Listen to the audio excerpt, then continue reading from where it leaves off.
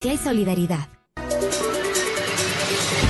Ese futuro que siempre soñaste, tu casa, oficina, departamento, terreno y el crédito para comprarlo en la Feria de Vivienda Mi Casa Clave. Ven a la feria donde tus sueños se hacen realidad. Centro de Exposiciones Quito del 10 al 19 de noviembre. Además, muebles y decoración, gracias a Confiteca, Pinturas Unidas, OLX, Agogó, Metro y 10.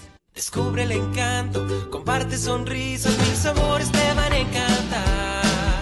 Atrapa la magia, renueva tu estilo con tu personalidad. Comparte en familia, sorprende a tu mundo, Regala tu felicidad. vive y déjate llevar por el jardín. Fin de espacio promocional y publicitario. Si no pudo escuchar algún programa de esta semana, mírelo en nuestra aplicación Exa Ecuador. Descárguela gratis, disponible para dispositivos Apple y Android. No se pierda ninguna de nuestras entrevistas. Descargue Exa Ecuador.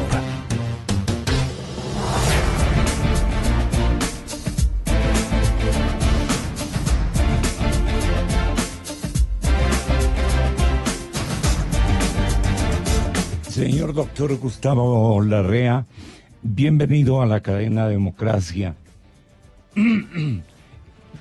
Se nos está desinflando la garganta al tenor de lo que había mencionado, de que como que hay una mala línea, una circunstancia de mala energía, como para decir que la consulta no está siguiendo por renglones o por senderos optimizantes como fue hasta hace muy pocos días. Esto ha ocurrido permanentemente, doctor Larrea. Cuando un gobierno entra en su luna de miel, se contacta con la gente, copa un sinnúmero de incertidumbres, da una señal maravillosa de recambio, ejercita un discurso de esperanza y compromete naturalmente buena conducción, honorabilidad, honradez, buenas compañías, porque los equipos de gobierno también tienen que dar una marca a cualquier gobernante. Y me demoro en esto un poquito ejercitando esta premisa que puede estar equivocada o acertada.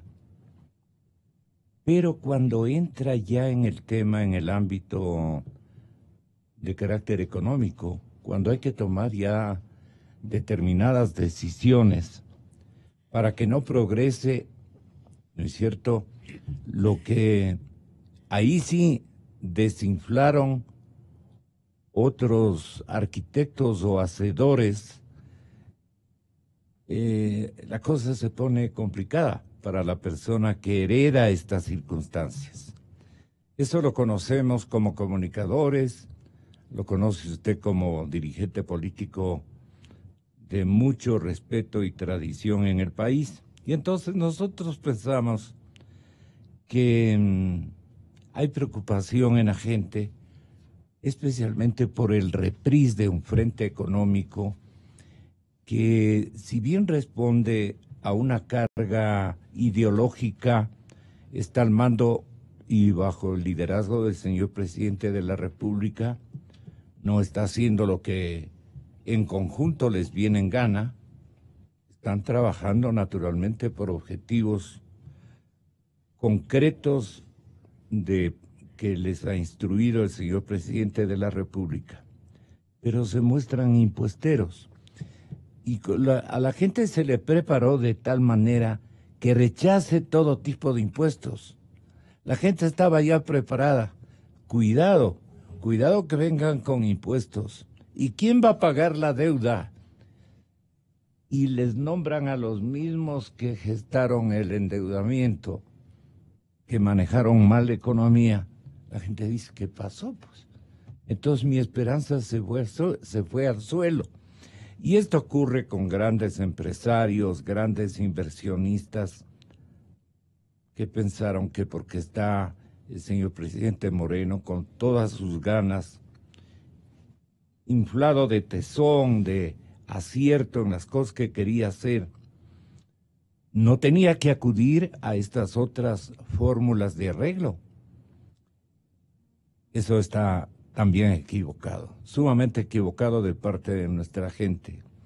Pero ese más o menos es una descripción, como a mí me gusta hacerlo, de claridad ante la gente y de total independencia para que sea la misma gente, los mismos compatriotas, los que definan en qué momento se encuentra este instante con este primer golpe económico, si se podría llamar de esa manera. Hemos propalado que ha venido un golpe económico terrible. Los empresarios también se han abusado de esta circunstancia y dicen que no va a pasar nada y que las cosas van a seguir igual. Esta premisa sí era importante para que usted tenga la bondad de configurar un comentario global de lo que está aconteciendo en este momento en nuestro país y con la imagen de nuestro presidente de la República. Muy buenos días, doctor Larrea. Bienvenido. Gonzalo, un gran gusto estar en Radio Democracia. Quisiera empezar diciendo que este es un gobierno que está impulsando una transición. Y voy a empezar por la parte política. Este gobierno inaugura el diálogo el 24 de mayo en el mensaje a la nación del presidente. Esto es un cambio de fondo, es un viraje estratégico del país, porque de la política de confrontación pasamos a una política de diálogo y sin duda esto marca un proceso de transición que no comienza simplemente en decir vamos a dialogar, sino que continúa con aceptar propuestas de distintos sectores para reformar la Constitución y varias leyes y convocar la consulta popular. Creo que un primer resultado del diálogo es la consulta popular. Ahí hay una transición política. En esa consulta popular se incluye también un tema de política económica, no menor, que es la ley de plusvalía. Derogar la ley de plusvalía. ¿Estamos los ecuatorianos de acuerdo en derogarlo, sí o no? Obviamente yo estoy de acuerdo en derogarlo, porque creo que generó más de 100.000 empleos perdidos de manera directa y cerca de 100.000 indirectas. Pero además de eso, contrajo la economía. Y ahí hay un claro compromiso del presidente por transitar de una economía basada fundamentalmente en el ingreso petrolero, en el exceso de impuestos, en el endeudamiento externo, en el ingreso petrolero en época de bonanza muy bien, en época de bajos precios con graves problemas, y con una presencia del Estado que llega a lo absurdo, excesiva, no solo en lo económico, en lo político, en lo social, con una concentración de poderes, que ya hablaremos de eso. Pero ahí hay un ejemplo claro de transición. Pero no solo ahí hay un ejemplo claro de transición, hay un ejemplo claro en el anuncio hecho por la banca pública, Corporación Financiera Nacional, el banco, que ya no me acuerdo el nombre. Corporación Financiera. No, el banco de Fomento, que ahora se llama Ban Ecuador. Ban Ecuador. Sí, sí.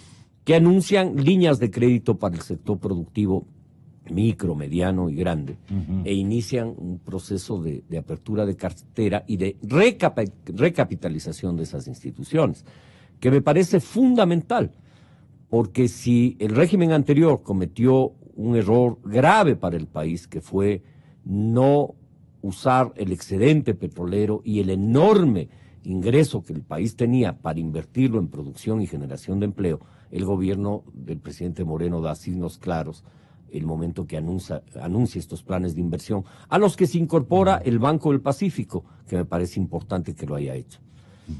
Ahí también hay elementos de una transición hacia un nuevo modelo que tenga como eje la producción y el empleo.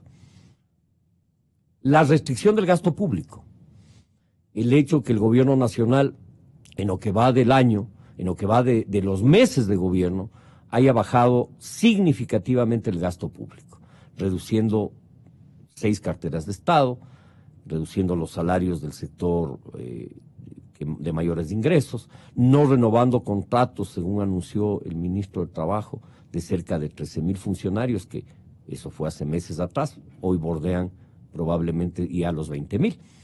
Es decir, hay una política clara ahí, que no hay cómo no verla, porque es concreta y real. Pero no solo eso, en el proyecto de ley que el presidente envía a la Asamblea, ya lo envía con 2,000 millones menos en la proforma presupuestaria, que no es solo el hecho de haber reducido 2,000 millones, sino el hecho de que en el pasado los presupuestos del Estado aumentaban año por año, no solo en cifras de más de 2,000, 5,000, 8,000 millones por año, sino en porcentajes muy altos. Es decir, no solo que el presupuesto del Estado no sigue creciendo, sino que disminuye, pese a que el presupuesto, por distintas presiones, tiende a subir. Sin embargo, hay una política de ajuste hacia adentro, que es austeridad fiscal, que es muy importante. Por otro lado, creo que para quienes auguraban una política impuestera, quienes auguraban que el IVA iba a subir al 17%, o al menos dejen en como está, esa era una propuesta seria de ciudadanos serios. Con criterio incluso. Con criterio inclusive, pero con un costo social, económico y político muy alto. O aquellos que decían, no, aumenten nomás la gasolina, el IVA y los pasajes. El gobierno no iba a hacer eso y no lo hizo. Y está muy bien que no lo haya hecho. Porque ahí sí ponía en riesgo la opinión ciudadana de que el gobierno iba a hacer una política de shock. Y una política que iba a afectar y que iba a pasar la factura a los más pobres y a la clase media. Entonces, ¿en qué consiste el entonces, sí es importante en la política si no fue de una vez a ubicar las cosas en su justo lugar y lo está haciendo pausadamente? Tiene que hacerlo pausadamente porque este es un problema de relación de fuerzas. No es un problema de que uno hace lo que le da la gana, como hacía el anterior, sino que hay que hacer las cosas en consenso, con acuerdos con todos los sectores, con pausa, con tranquilidad, con alegría y con humor. Si no tiene sentido hacer las cosas a la brava como el expresidente Correa las hacía. Creo que el presidente Moreno en eso está haciendo bien las cosas. Y en política económica hemos tenido unos 5 días de alboroto, es verdad. Sí. Y creo que es muchas de las cosas que el sector empresarial le ha planteado al país, o algunas de esas cosas son muy sensatas. Y creo que el presidente ayer nos dijo a los ecuatorianos que él recoge varios planteamientos importantes. ¿Qué nos planteó el presidente recoger ayer? Primero, que el sector empresarial y que las compañías ecuatorianas, las empresas ecuatorianas y sus accionistas que en el proyecto de ley pasaban a tener corresponsabilidad con la política que el directorio ejecutivo de la empresa impulsaba, incluso corresponsabilidad económica, deja de tener esa corresponsabilidad y eso me parece bien, es escuchar, eso es de escuchar, y es importante escuchar, y es importante rectificar. Es decir, creer que un gobierno no se equivoca nunca y que todo lo que hace está muy bien es un error. Creo que el presidente ayer nos dio otra muestra más de sensatez. Rectificó. No solo rectificó en eso, sino que frente al adelanto al impuesto a la renta, que había también un planteamiento amplio, en este caso no solo del sector empresarial grande, sino también de sectores medianos, que se amplíe no solo a $300,000 de venta que estaba ya exento de la declaración anticipada del impuesto, sino a $500,000 de ventas anuales, y así el presidente lo anunció ayer. Pero anunció también que hasta $1 millón se baja, no tienen que declarar o pagar el 100% un impuesto anticipado, sino un porcentaje de él, que no recuerdo exactamente si es 40 o 50%. Creo que ahí el presidente ha escuchado y eso está muy bien. 50%. 50%. 500,000 de 1,000,000. Perfecto. Entonces, ahí hay también una sensatez. Que hay que pedirle también al sector empresarial que comprenda que estamos en una transición económica y que no se podían tomar políticas de ajuste estructural y que no se las debe tomar, sino que hay gradualmente que cambiar de un modelo impositivo y rentista a un modelo productivo. Y que este es un proceso de transición que hay que entenderlo así. Y creo que Y que hay que darle largueza, tal vez una negociación previa, una explicación adecuada, porque... Y creo que hay que actuar todos con sensatez. Es decir, si el Estado y el gobierno está haciendo en la realidad una austeridad fiscal, está encontrando salidas para solventar la crisis y en medio de la crisis la transición de modelo, ir a un nuevo modelo económico que tenga como eje la producción y el empleo, hay que entender que esta es una transición y que hay que poner el hombre todos. Pero estoy de acuerdo en que hay que renovar permanentemente. Y cuando digo que el presidente ayer... ¿Renovar sistemas o gente? Renovar todo, renovar ideas, renovar conceptos, renovar gente, renovar...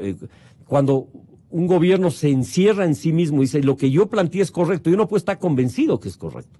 Pero si tiene al frente sectores que dicen, no estoy de acuerdo con esto, hay que escuchar y hay que tener capacidad de ceder. Y eso es renovar. Eso es renovar ideas, renovar planteamientos, lograr acuerdos nacionales. Y creo que hay que irlos tejiendo y irlos construyendo con confianza. Porque también es verdad que hay sectores que tienen desconfianza y dicen, no, aquí hay gato por liebre. Bueno, si es que hay la suspicacia de que aquí puede haber gato por liebre, corrijamos lo que genera esa suspicacia. ¿Cómo hay que corregir esa Por ejemplo, suspicacia? eliminar el tema de que los accionistas de una empresa sean corresponsables de la administración con sus recursos. Eso es eliminar un tema.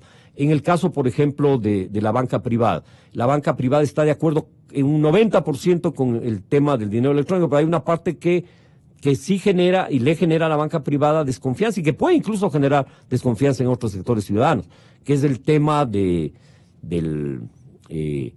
la obligatoriedad del uso del dinero electrónico para pago, sea esto tarjeta de crédito, tarjeta de débito o dinero electrónico, que no sea obligatorio. Solo quitándole ese hecho ya hay una confianza absoluta. Pues quitemos eso. Esa es mi opinión personal. El presidente ayer demostró que hay flexibilidad en él, flexibilidad en su gobierno, y creo que eso es importante para entender que cuando no hay acuerdos, hay que buscarlos permanentemente y que hay que agotarlos, que no hay que caer en la política de la imposición y la intolerancia. Para que quede clarísimo lo de la exoneración del impuesto a la renta. Ejecutivo, a través del cual exonero el saldo del impuesto, del anticipo del impuesto a la renta del 2017 a las empresas que tengan ventas de hasta $500,000. A las que tengan ventas de hasta $1 millón se les rebajará en el 60%. Y para las empresas que venden más de $1 millón, la disminución será del 40%.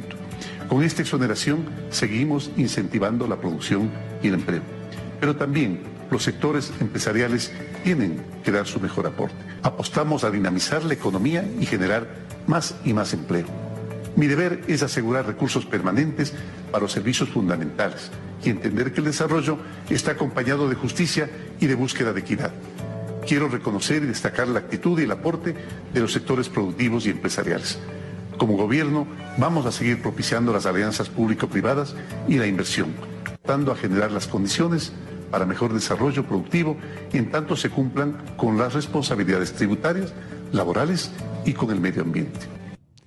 ¿Prevé, señor presidente, entonces, la permanencia de liquidez en la caja fiscal para demostrar que todas las cosas van por senderos normales y que no estamos en apuros y que no hay que ponernos tensos, porque eso ha sido una muestra permanente de nervios generalizados que parten del despacho presidencial con el mal genio, se van a todo el gabinete, ¿no? Y se ven a ministros ahí apretados o discutiendo entre ellos. Pero eso ya era de que Delfín ayer, de ganas se detuvo, eso hay que hacerlo rápido. Ese liderazgo facilista y que tiene un costo político grave, eso no lo va a hacer un hombre que pise en el suelo, ¿no? Que pise en el suelo en el buen sentido de la expresión, de que es un hombre digamos, de palabra en esas cosas, que tiene aplomo para definir determinados escenarios. ¿No le están confundiendo a ratos los sabios del Frente Económico? Porque en todos los gobiernos los del Frente Económico son unos sabios. No hay taco para ellos. Sí. Yo creo que el presidente ayer nos demostró que con serenidad se puede contribuir a la estabilidad y a la confianza del país. Y creo que es lo que hay que hacer. Más allá de quiénes sean las personas, lo importante es tener claro hacia dónde el país va, y el presidente ha marcado una ruta clara. En el campo económico va hacia un modelo que tenga como eje la producción y el empleo. Y en ese sentido, o se alinean con ese planteamiento o no se alinean. Es decir, claro, ya es un asunto de ellos, pero lo importante es que el presidente marca una línea de política económica bastante clara. El señor Kronfle es bravucón, pues no, Henry me refiero. Él ayer estaba, siempre suele estar mal genio, pero ayer estaba mucho más.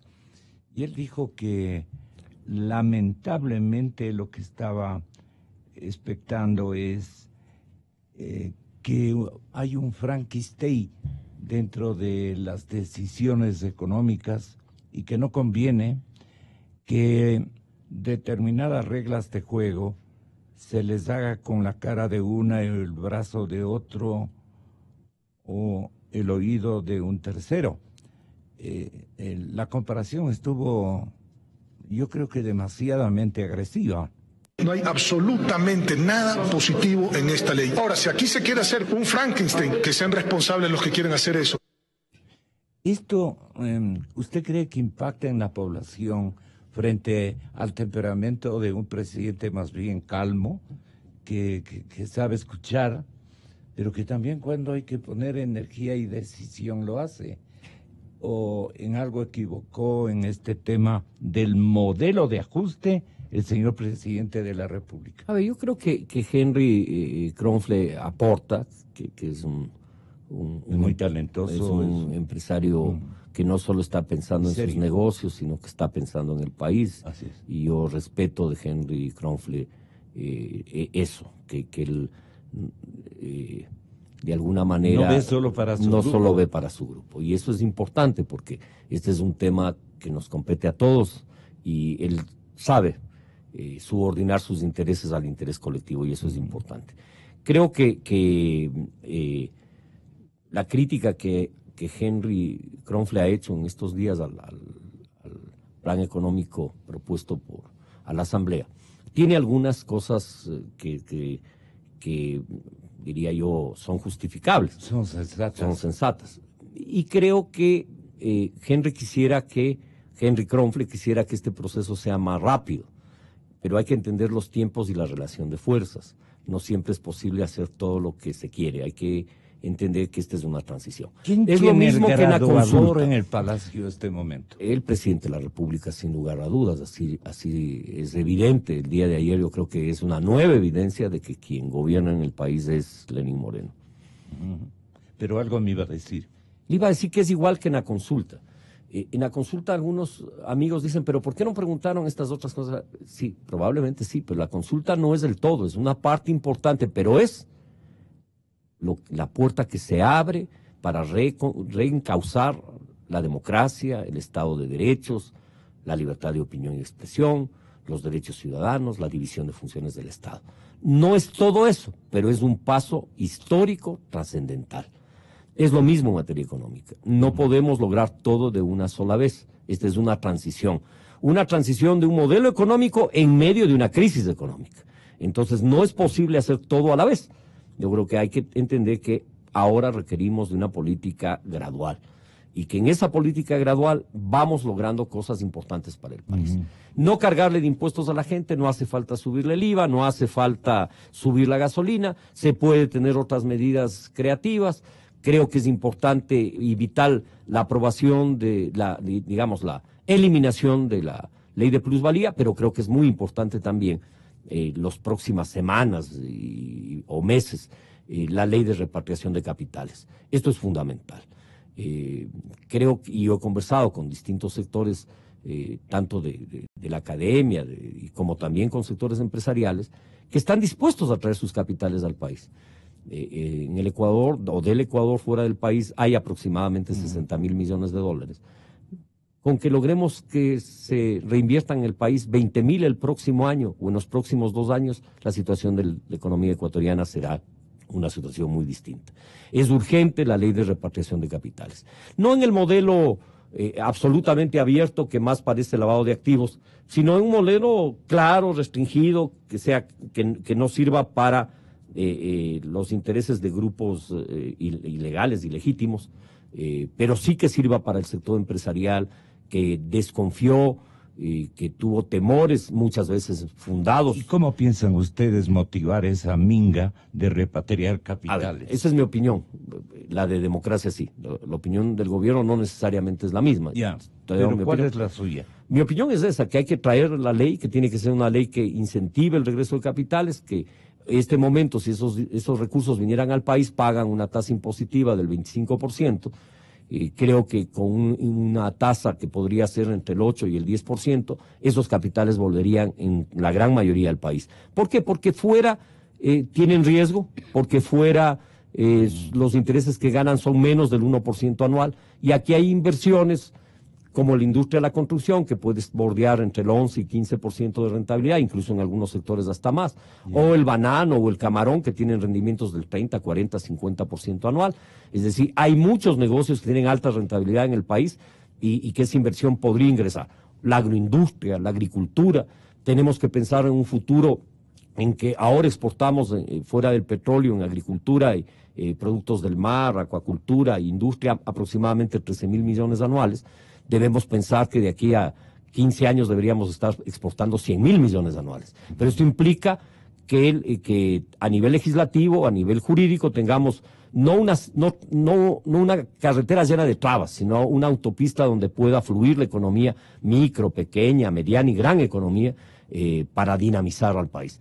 El Ecuador tiene ventajas estratégicas extraordinarias, tenemos 850.000 unidades de producción agropecuaria, tenemos una biodiversidad enorme, podemos producir más de 80 frutas, no solo podríamos ser líderes en banano, podríamos ser líderes en 40, 60 frutas, podríamos ser líderes, ya lo somos en flores de nuestro país por su biodiversidad. Ayer fue la Feria de la Orquídea en Guayaquil.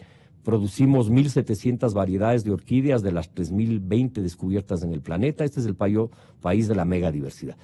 Podemos ir adelante en encadenamientos productivos, fortaleciendo lo que somos. En el campo tenemos 800. Exactamente. Y a nivel urbano tenemos más de 1 millón de empresas micro, pequeñas, medianas, de industria, artesanales, de servicios, de transporte. Ahí está el futuro del país.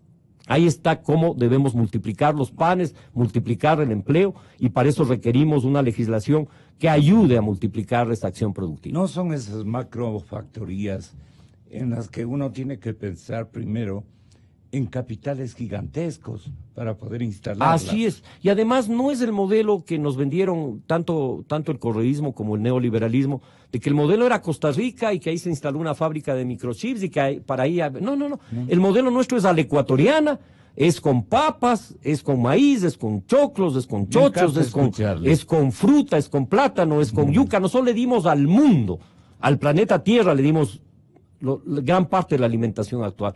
La papa, el maíz, le dimos la quinoa, el chocho, le dimos la yuca, el banano, el plátano verde. Es decir, le hemos dado olores y le hemos dado estética.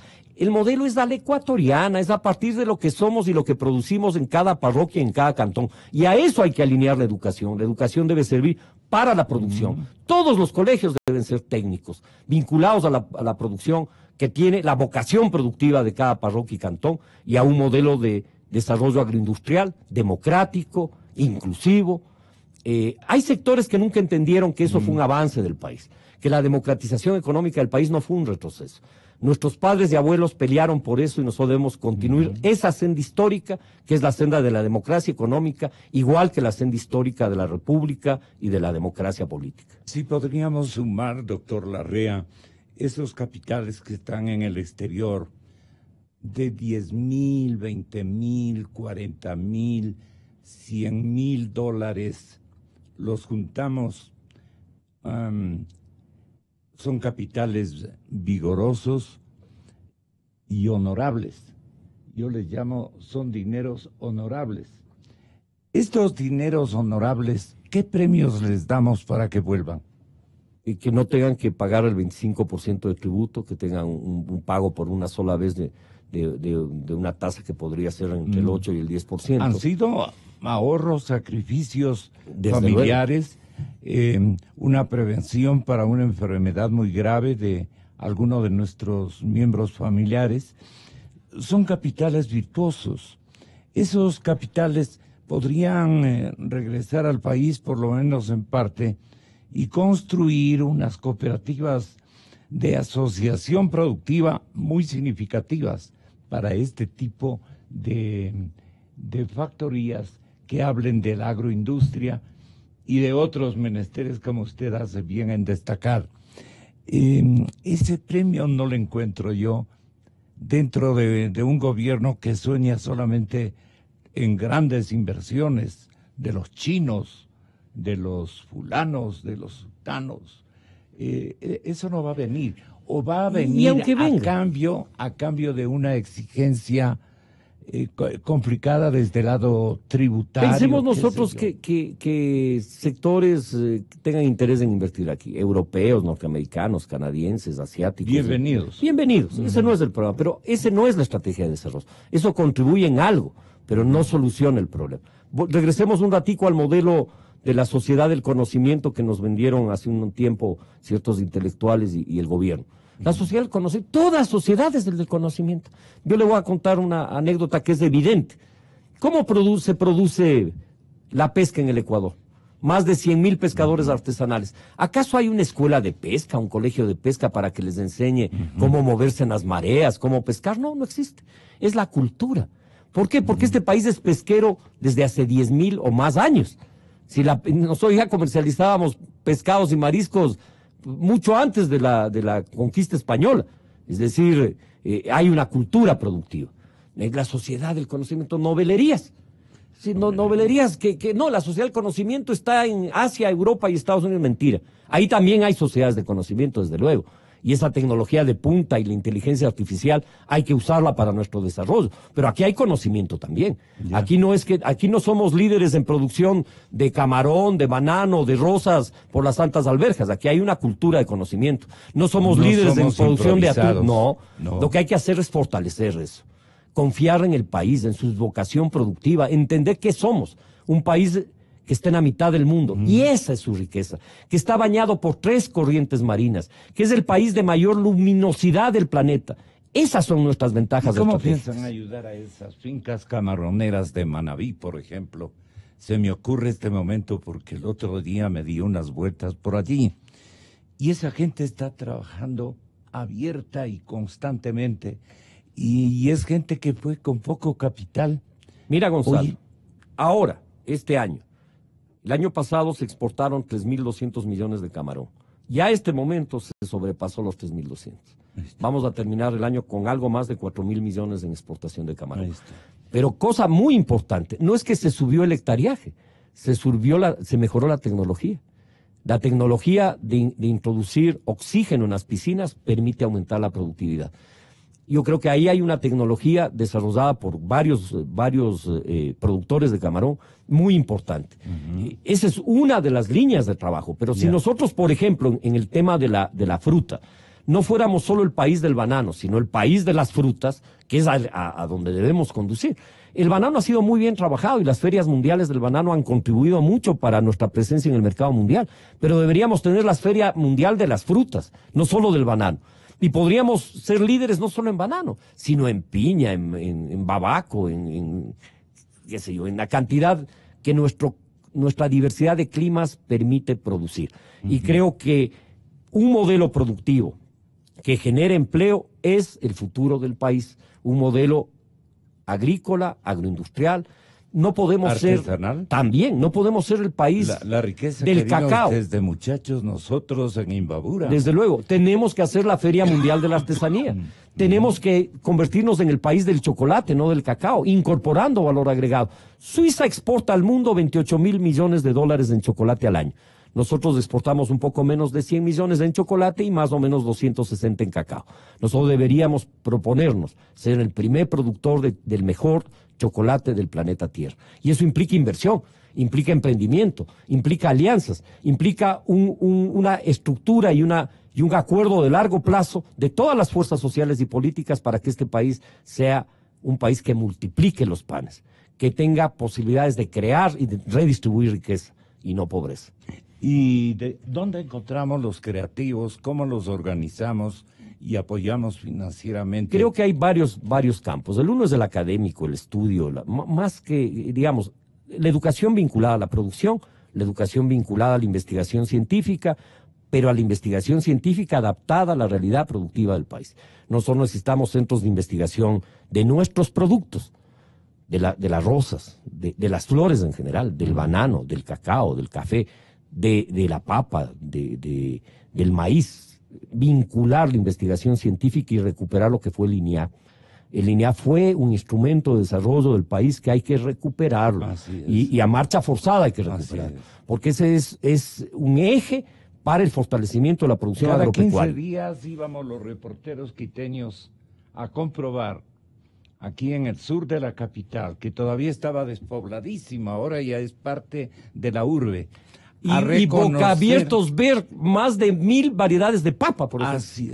Así es. Esa fue la novelería del neoliberalismo, como la novelería del correísmo fue Yachay y toda la tontería de creer que el conocimiento estaba afuera. El conocimiento está aquí, hay que aprovechar la tecnología de punta a partir de nuestra propia realidad. ¿Y por qué manejan los noveleros el frente económico? A ver, yo creo que esto es una transición, vuelvo al tema de la transición. No encierra odio ni animadversión. Y creo que... Pero la gente se pregunta, doctor Larrea. Y creo que hay algunos noveleros y algunos novelistas también que están apoyando al gobierno del presidente Lenín Moreno y que... con gran aceptación de él, además. De él, sí, y creo que yo le decía, vamos hacia un modelo de este tipo y estoy seguro que vamos hacia ese modelo, porque además le he escuchado al presidente, le he leído, hace 2 años envió una carta a Alianza País cuando todavía no era candidato presidencial, planteando precisamente estas ideas, y yo comparto plenamente esas ideas con el presidente. ¿Qué tienen ustedes en una agenda mucho más personal, aparte de la política, de la paz social, de esto que a los tiempos logramos nosotros percibir, que nos queremos mucho, que podemos vivir en paz, que comenzamos a sonreír, a darnos unos abrazos fraternos a los tiempos, a culparnos entre nosotros determinadas faltas, etcétera, etcétera? Pero a la final, esta recomposición de la fraternidad social que lleva a campos de la producción, de buenas políticas y de un afecto a la causa nacional, como yo lo suelo llamar. Esto debemos aprovechar de estos momentos, y un líder nato en esta circunstancia es el presidente Moreno, por su manera de ser. ¿Qué le falta y qué le sobra al presidente Moreno desde el lado de sus consejos, doctor Larrea? A ver, yo no solo da consejos, emito opiniones y creo que el presidente... ¿Disputan también? ¿Cómo? ¿Disputan? No, nosotros tenemos una relación de amistad. Nosotros cuando nos reunimos contamos chistes, nos reímos de la vida, nos reímos nos acordamos anécdotas, hablamos de nuestras familias. Es una relación que no pasa exclusivamente por lo político. Al contrario, creo que lo político ocupa el menor espacio en nuestra relación de amistad. esa relación trasladada a la actitud de los ecuatorianos, me parece que también hay que aprovecharla empujando qué sentimientos no atino, cómo hacerme entender de usted. A ver, yo creo que La actitud. Un pueblo sin actitud no sirve. Hasta un equipo de fútbol de barrio, si no pone actitud positiva, no gana el sale partido. Exactamente. Sí, yo creo que hay que poner esa En actitud el positiva. Ecuador hay que poner actitud. Desde luego, y creo que esa actitud se debe reflejar en la consulta popular. En la consulta debemos ir todos y con todo a una victoria de la democracia, una victoria de la alegría, de la esperanza, y creo que debemos ir a esa victoria. Pero también tenemos que ir a la victoria del desarrollo económico. Tenemos que ir igual con Ñeque, todos juntos, y tenemos también que ir a la victoria de la inclusión social. ¿Y por qué no han hecho una campaña o piensan hacer una campaña no necesariamente publicitaria, una pelea de eslogans, una de creativos ni cosa por el estilo, sino vuelvo a la actitud, doctor Larrea, para entender o hacer entender a nuestra gente lo importante que va a resultar esos 7 puntos de la consulta, las bondades de esos 7 puntos de la consulta, tenemos que explicarla a la gente. En esa guerra vemos que todavía no hay luchadores, peleadores, estrategas, si cabe el término. Yo creo que es también un tema de tiempos. La consulta aún no está convocada por el Consejo Nacional Electoral, está en trámite en la Corte Constitucional. Creo que cuando ya esté aprobada la consulta, pues la campaña y lanzada la convocatoria, la campaña comenzará. Sin embargo, antes de que esta campaña y que el partido arranque, yo podría decir a favor de las 7 preguntas algunas ideas básicas. Creo que en el tema de la corrupción es clave aprobar la consulta. ¿Por qué?